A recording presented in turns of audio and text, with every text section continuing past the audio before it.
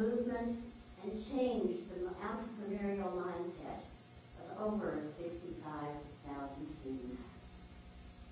As the founder and president of the National Foundation for Teaching Entrepreneurship, otherwise known as NFTE, Steve created a hands-on entrepreneurial curriculum. A curriculum which teaches at-risk inner-city students such business fundamentals as how to buy low and sell high, how to understand return on investment, how to write and present a business plan, and, most important, to believe in themselves. Since NFTE's inception in 1987, Steve built this $25,000 New York-based enterprise into a $6.5 million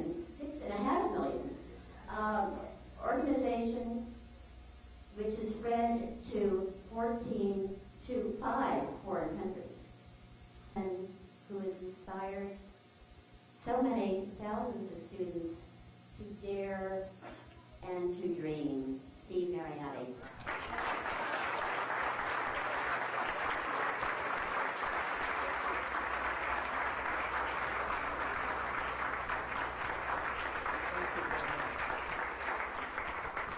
Well, thanks for those wonderful words, Diane.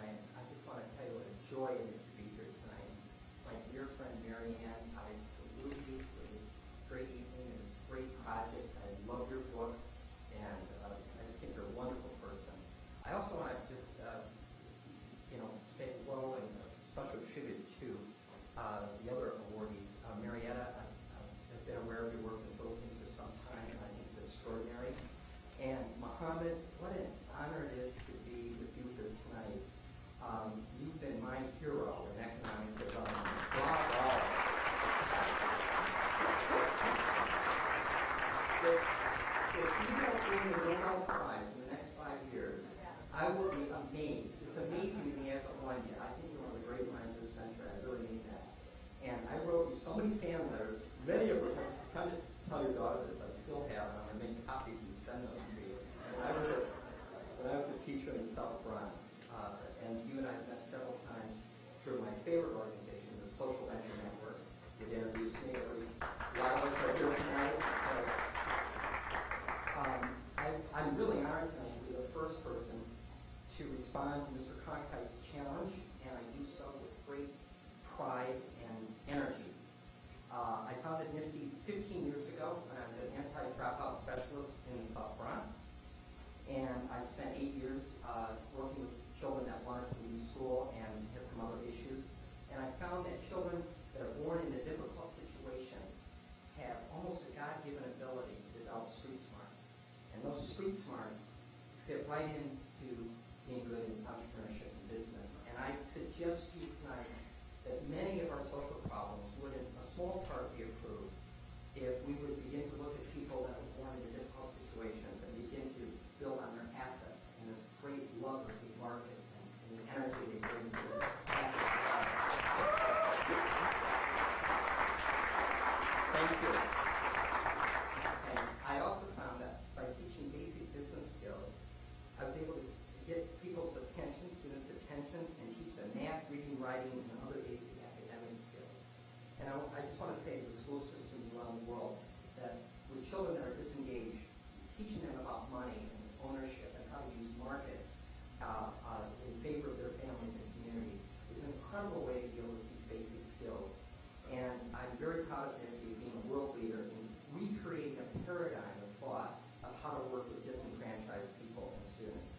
To date, as Di said, we've impacted over 65,000 graduates, and I'm so proud that we have 6 of them here tonight. I just want you to quickly raise your hand when I call your name. Sean of S&J Luxury Chocolate. All right.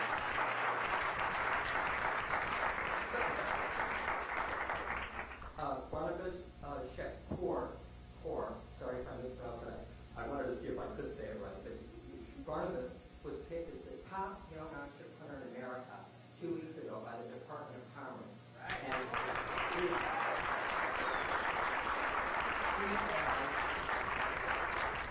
He has a business called Bedford Skies Project Regeneration, and I've personally worked with over 14,000 children in my 21-year career.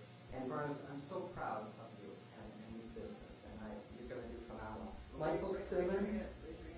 Thank you. Michael Simmons of Entrepreneurship, extreme, wonderful, wonderful young man. Also works as my aide and assistant on weekends. Jan Baker,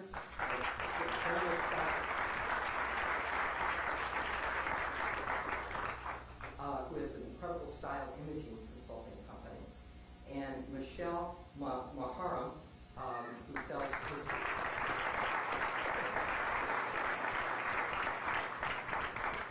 Barbara Campbell, who actually cut my hair. I know it was a little different than the video. Barbara Campbell Beauty Care. She has an office on 27th Street. I highly recommend her. She's one of the best hair designers in New York City. And of course,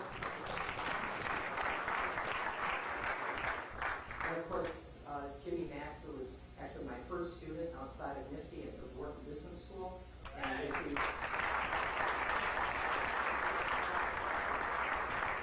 the only African-American bike manufacturer in America today that was on the cover of Black Enterprise, one of the top young entrepreneurs in America. In quote,